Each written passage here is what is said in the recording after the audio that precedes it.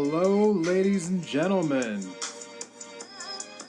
I am the host of Independent Thought. My name is Desmond Price. No matter where you are in the world, I want to thank you for giving me a few minutes of your day to hear my thoughts.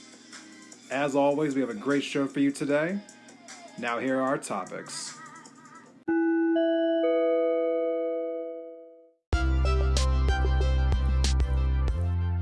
Hello, everyone. Welcome back to Independent Thought. My name is Desmond Price. Sorry, it's been a few days since we last spoke, but sometimes life comes up and you just gotta roll with it. I am trying to catch up on most of the issues that were missed in the political world since we last spoke. Primarily speaking, the first thing that needs to be addressed is the Iowa caucus. My last episode came out on February 1st. Iowa caucus happened on February 3rd, so let's talk about what happened on the Iowa caucus right after this break.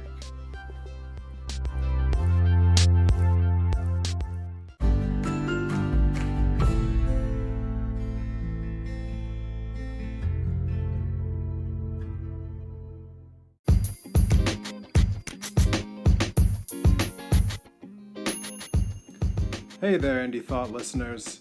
Just want to tell you today about one of our sponsors, and that sponsor is Anchor, the program that I'm using right now to create a podcast. Now, we searched all over for different ways to make podcasts, and we decided on Anchor. There's lots of great things to know about them if you ever want to decide that you want to do a podcast. And why shouldn't you? Get your voice out there, make your voice heard. I'm sure that everyone feels a little intimidated at first when they think about, should I start a podcast? But basically, it's just a conversation that you're having just recorded. Nothing intimidating about it, and Anchor's the best place to start. It's easy, it's free. There are certain tools that allow you to record and edit your podcast right from your phone or your computer or your tablet. I'm on a tablet right now. And Anchor will distribute your podcast to all the best places, including Spotify, Apple Podcasts, Stitcher, Overcast, a whole lot of them. You can make money from your podcast too, with no minimum listenership. It's everything you need in a one-stop shop. Definitely check out Anchor. Download the free Anchor app or go to anchor.fm to get started. Again, the app is free. You can download it to any phone or go to their website, anchor.fm.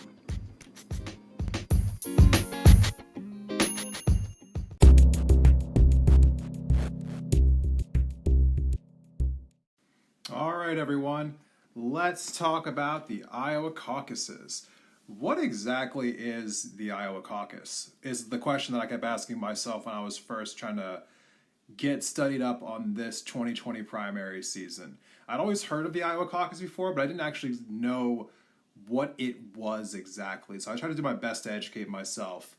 And the more that I learned about it, the less it made sense to me. So basically, on top of all of the, issues that some people can have with just getting registered to vote, which, depending on which state you live in, can be more or less of an issue. Some states, not an issue at all. So I don't really know off top of my head how much of an issue it is in Iowa. But after you go through the process of getting registered, then you have to show up to a site in your neighborhood or somewhere in your state, and you have to go to this local place, whether it's like a school gymnasium or some old building, whatever the case may be, and it's going to be held on a weekday night. It's like a Monday night, I think this was held on. And you basically sit there for hours at a time debating with people inside of this gym about whether or not they should vote with you or not. And then if your candidate doesn't get at least 15% of the people that show up to this particular location, then you have to automatically switch and vote for someone else? Like, you have to? Unless you can pull together 15% of people who decide that they just don't want to vote for anyone left at all, so they can be quote-unquote uncommitted. Okay, that's not strange whatsoever. So the question really becomes is like, why would you have that set up like this? Like, how does that benefit anyone in particular? I mean, at the end of the day, if you showed up there wanting to vote for Tulsi Gabbard, for instance, or for Tom Steyer, and you didn't get to your 15% threshold because you just didn't have 15 people with you in a group full of 100, then at that point in time you were forced to vote for somebody else? Like, how does that make any sense? But let's move on from that, because let's just all agree that that makes no sense whatsoever, that your voice just can't be heard at that precinct. So then, after that, then basically what happens is, like, on top of the whole issue of being forced to vote for somebody you might not want to vote for, then Iowa decided to change its voting format this time around, essentially making that so, like, certain delegates had higher weights than other delegates. So from what I was able to understand was that, skipping ahead to the end here, Bernie Sanders was able to come out with the most votes in Iowa, but he did not win the most delegates. And they justified this by saying that some counties, their delegates just had a higher weight than delegates in other areas. And when you broke down the map, it seemed as though that the rural counties were given a higher delegate number than metro area delegates. So basically what they were saying was that rural voters had a higher weight than urban voters in Iowa. Now, is that really a fair process? And let's just be fair for a second here. I know we're picking on Iowa here in this moment, or rather I'm picking on Iowa. There's only like 5 caucus states left in America. Can someone please explain to Iowa that they should just be a primary like everybody else? Most people show up to a ballot box, check who they want on a piece of paper or on a computer screen, and then they leave and they get on with their day.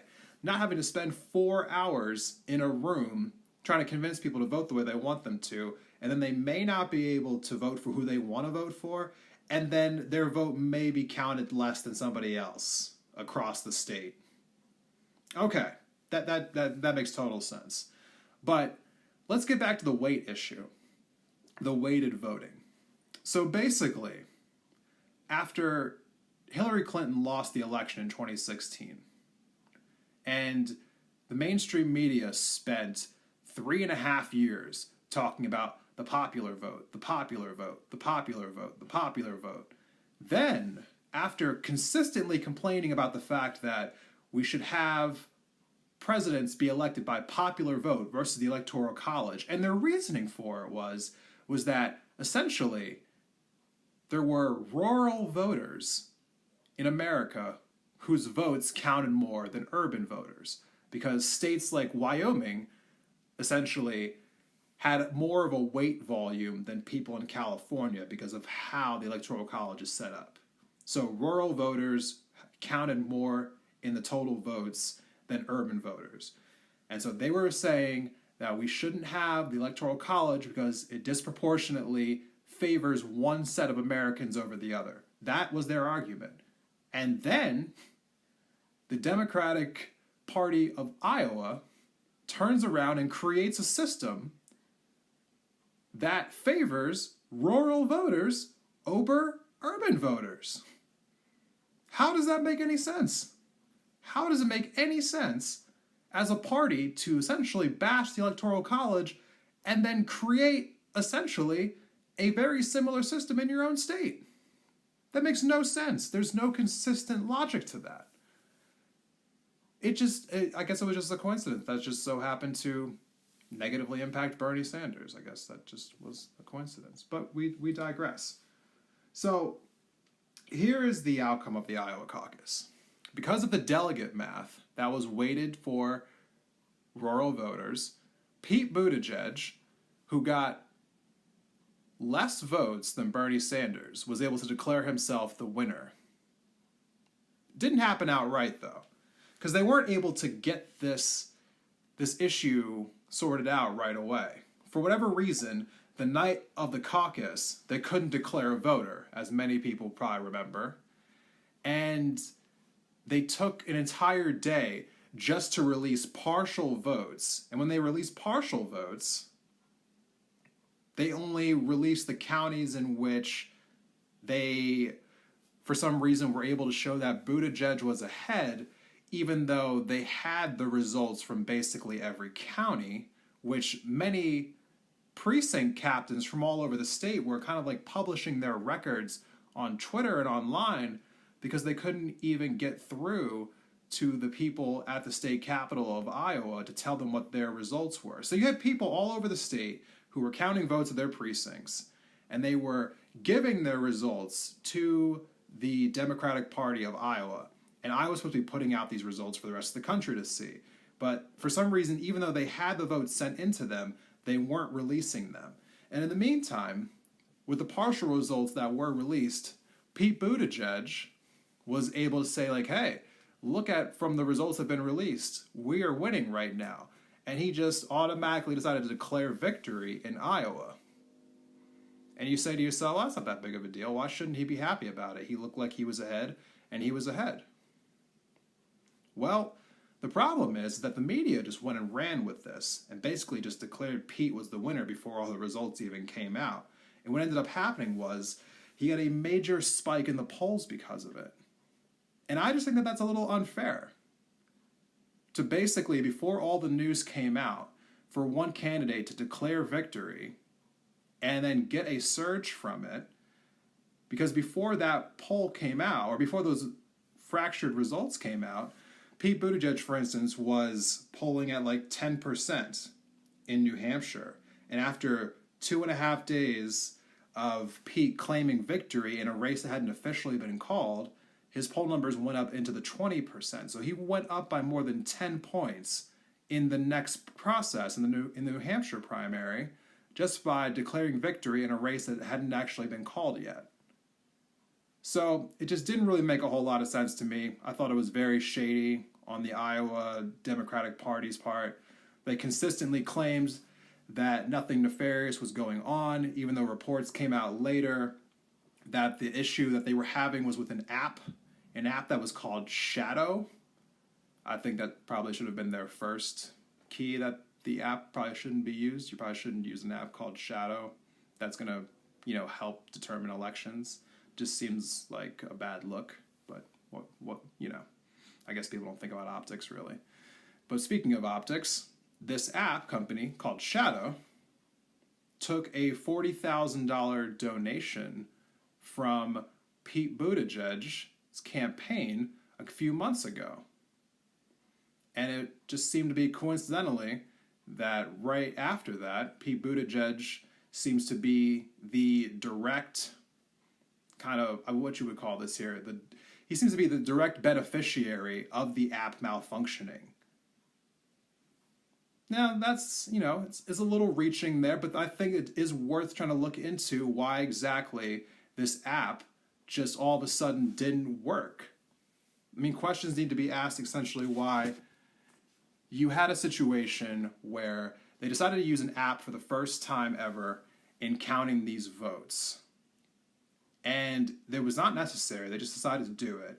They didn't stress test the app whatsoever to see if it could handle, an election night. And the entire thing just crashed. And everything just kind of went to hell. For a long time there, for a few days afterwards, people were calling for Tom Perez, the head of the Democratic National Committee, to step down because of how much of a disaster this all was. He said there was no way he was stepping down. So it sounded like people wanted some kind of retribution for all of this happening. So instead of him stepping down, it was just seemingly coincidental that a couple days later that the head of the Iowa Democratic Party actually stepped down. So all things considered, this entire Iowa caucus was a mess. That's pretty much what this all boils down to. The whole thing was a mess. The person who won the most votes somehow came in second, because that's the way math works. And Pete Buttigieg got to win the amount of delegates, and he got the really good media coverage. And it seemed like all should be well, right? Going into the world, Pete Buttigieg seems like he's surging. People get to talk about how Bernie Sanders couldn't win in Iowa, how the turnout wasn't up compared to 2016. The Iowa caucus was a disaster. In my opinion, I don't understand personally. I know this has been a topic of conversation. Everyone talks about why is Iowa the first state that goes in the election process every 4 years. I legitimately question that myself. You know, a lot of people talk about how it should be a state that is more representative of the Democratic base, somewhere that has more people of color. I don't know that that necessarily matters as much, but what I do think is that a larger state should have a say from the beginning. And I do think that a primary state should have a stake in the beginning. And I'm also not I'm not a fan of having the same states be in the forefront of American politics like this every election cycle. Why exactly is it that only Iowa, New Hampshire, Nevada, and South Carolina get this continuous coverage every 4 years? That makes no sense to me. I think there should be a rotating states that you would have every election cycle. I mean, why can't it be that next, like in 2024, instead of Iowa, New Hampshire, Nevada and South Carolina, why can't it be Oregon, Arizona, Arkansas, and Virginia? I know I just threw 4 random states out there, but the question really becomes down to the fact of every state holds elections. So every state is, geared to handle an election, obviously. So why does it matter which states go first, and why not put them on a rotation? The benefit to having, these states go first is that they get this crazy media coverage, as well as the fact that you have these politicians in those states for basically a year on end before the election, which draws more attention to what's happening in the states, as well as the issues that those states are facing, and it allows for some more scrutiny for issues that aren't being resolved, and you can put praise on things that have been resolved. And I feel like there are so many states that would benefit from having that level of coverage, especially states that don't get a whole lot of national shine to begin with, because they are states that normally get overlooked. I'm a big proponent that other states in the future should be these first 4, maybe even a first 5. There's no reason why there can't be 5 or 6 states that go in February other than just 4. But let's shake up this system, because in all honesty, the Iowa caucus has proved one thing to me this time around. Caucuses are dead. They don't make any sense. In an era where we're talking about voter equality and making it easier for people to vote, having people meet up in a gymnasium for hours on end and saying that some voters are more important than other voters, and then using technology that we haven't tested in order to try to create results that aren't actually true. This whole process is a sham. Let's get somebody else in there, let's get another state in there to do this job, and Iowa can take a break. They've been the head of our election cycle for decades now. Let Iowa take a break. Let another state have the attention in the spotlight. Let's move away from the Iowa caucus. Helping us create further episodes. It allows me to create new content, do extra research, and to keep bringing you guys all of my thoughts. So thank you so much for listening to this episode. I really hope that you subscribe, and if you can, please support by donating $1 to Independent Thought. Thank you so much.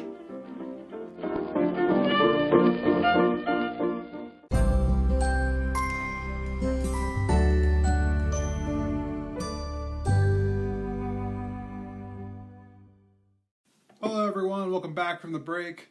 I just wanted to take this final segment here to address one of the conversation pieces I keep getting on Twitter when I message people.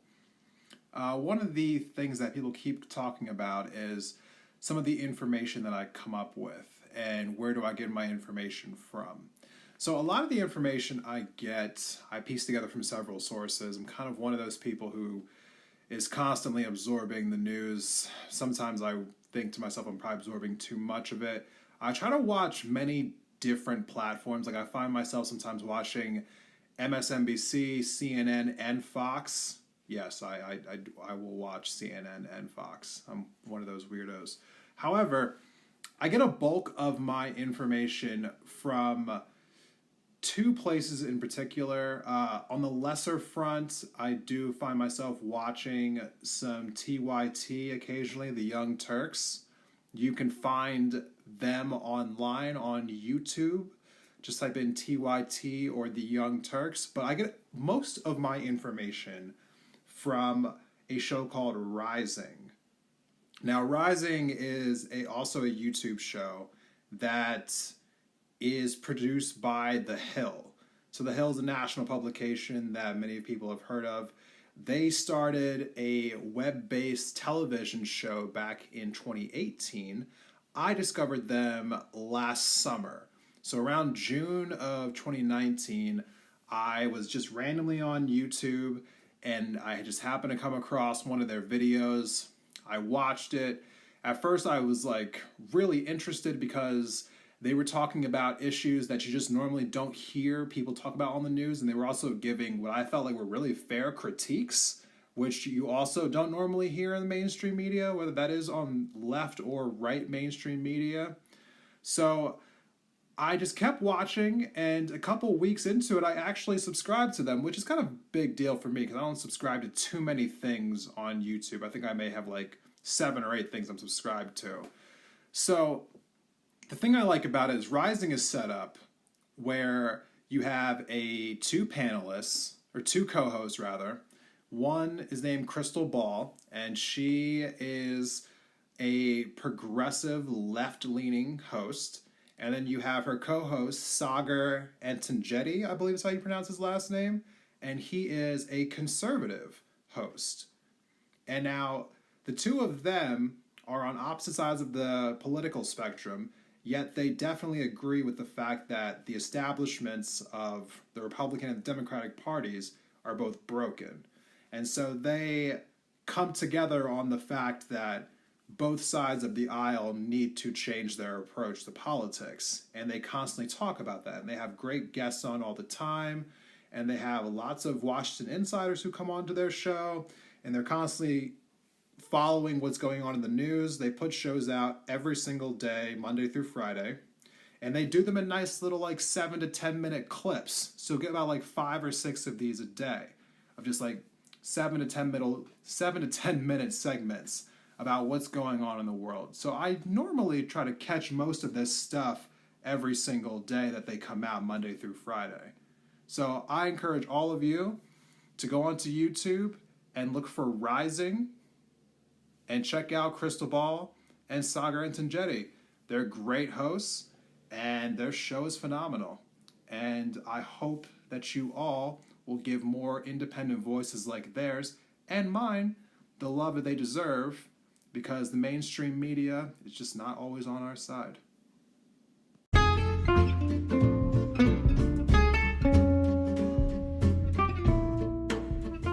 All right, everyone, that is our show for today. I want to thank you all for checking out Indie Thought. Independent Thought is brought to you by your host, Desmond Price. You can follow us on Twitter at Independent Thought or at Indie, I-N-D-E, Thought. So, again, thank you all for coming and hanging out with me. For those of you who found me on iTunes or on Spotify, please go ahead and subscribe to us. Give us a 5-star rating. If you give us a 4-star rating, I'm inclined to think you're a hater. So don't hate. Thank you so much, and I hope to see you all next time.